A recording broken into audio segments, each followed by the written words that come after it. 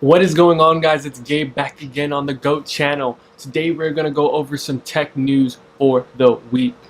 I don't know what to call this sort of video.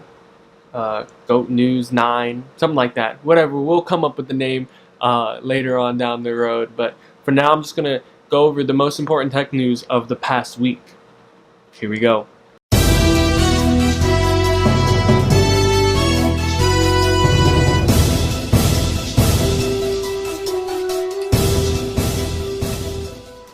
Microsoft finally made the announcement that it's going to be bringing its Xbox Live service to iOS and Android devices, as well as even a Nintendo Switch.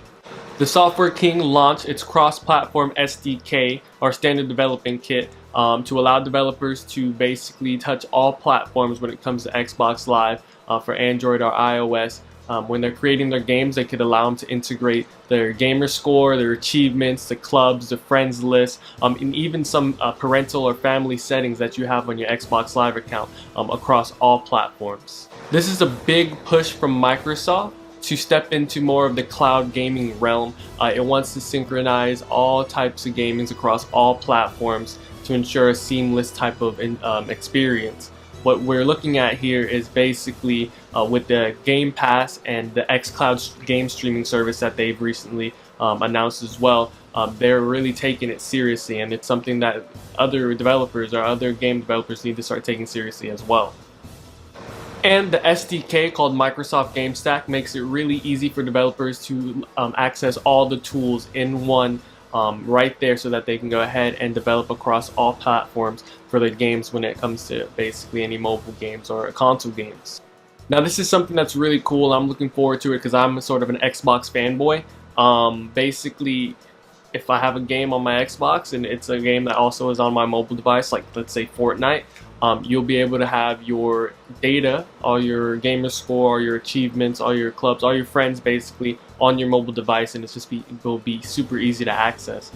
So I'm looking forward to it. I'm looking forward to see what Xbox can do, what the developers can do alongside with Xbox with these tools. With the sudden release and sudden boom in popularity of Apex Legends, it was only a matter of time before they introduced a battle pass mechanic to their game. Initially, they wanted to veer away from microtransactions and focus more on an optimal gameplay experience. But now is the time to go ahead and introduce a battle pass. It was initially set to release March 12th, but now that date has passed, I guess it got pushed back. So they were gearing for a sometime in March release for the battle pass. They set out a roadmap, and here you can see it, basically containing 4 seasons. And we could expect things like new weapons, exclusive cosmetics, at least 1 new legend per season, hopefully, and random Apex packs as well for people who purchase the Battle Pass, and just close to up to 100 rewards per Battle Pass. As far as pricing goes, it's not really set in stone what it's going to be, but a recent update from Respawn, or an accidental update from Respawn, showed what the pricing was going to be, or leaked it, and it showed that it was going to be around 950 Apex coins, or roughly around $10 per Battle Pass. There was also an accidental update or a leak from Respawn showing a new legend called by the name of Octane, and Respawn definitely acknowledged this one, so it makes it legitimate in a sense. So I'm looking forward to playing with that new legend as well. We're still waiting on an update. We're in the middle of March, so the Battle Pass can definitely be released anytime from here to the end of the month. So I'll stay posted on that, and I'll let you guys know how I feel about it. In the week prior, Apple recently sent out invitations for its March 25th press event. Basically, what they teased in the invitation itself is a new TV streaming service, basically that has been rumored for a long time now. And it's a service that's supposedly supposed to rival Netflix in terms of optimization and what they have to offer as far as shows go. Apple is currently producing original content of their own as well, to rival the content that other streaming platforms like Netflix or Disney Plus are producing. Right now they have 2 shows lined up with some promising Hollywood talent, so we're gonna have to see what they have to offer when they announce it. In addition to that announcement, we could be seeing the Apple AirPods second version, I guess, or dubbed the Apple AirPods 2. Rumors suggest that these are going to be waterproof or water resistant. The case is going to be wireless charging capable, and it's going to have the Hey Siri functionality where it's hands-free. You can just say Hey Siri and it'll automatically allow you to ask any questions. And lastly, what we can expect from this event is two mid-range iPads coming out of it. Basically, the iPad mini 5 is what they're rumoring that we could be seeing. The last iteration we saw of this was the iPad mini 4, and that was up to 4 years ago. Rumors surrounding the iPhone 11 or the iPhone XI or whatever Apple decides to label it have already begun to swirl. Many rumors suggest that the top end models of these devices are going to have the triple lens camera module set up on the back. This isn't too far from the realm of reality, however, because many phones, like the device I have now, the Samsung Galaxy S10 Plus, has a triple lens setup on the back. If you look at the renders for this device, you'll see that it has a similar look to the Huawei Mate 20 Pro, where it has the square rectangular box with the lenses and the flash in it as well. It's protruding a little bit from the device itself. These rumors are coming from a Japanese blog source called Mako Takara, which are really good at predicting what Apple does for the future. This is mainly due to their ties to the supply chain that produces products for Apple. Forget about all the foldable phones you've heard about up until now. This phone is going to end it all.